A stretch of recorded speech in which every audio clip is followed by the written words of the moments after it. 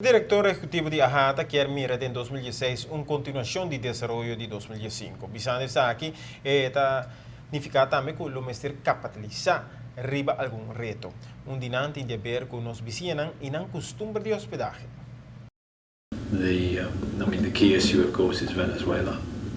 As we all know, that since basically the middle of last year, many Venezuelans decided rather than staying in a hotel, they would prefer to stay in private accommodation, apartments, guest houses, and so on and so forth. And we understand why.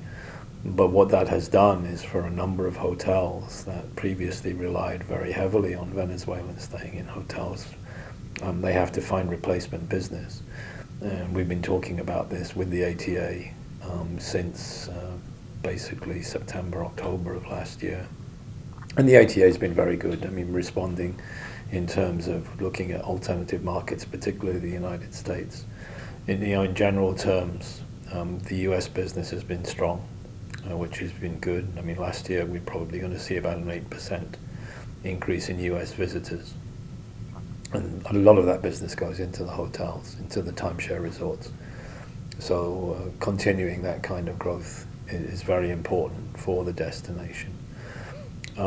We're concerned about what has happened in other markets, however, because of the relationships between their currencies and the US dollar.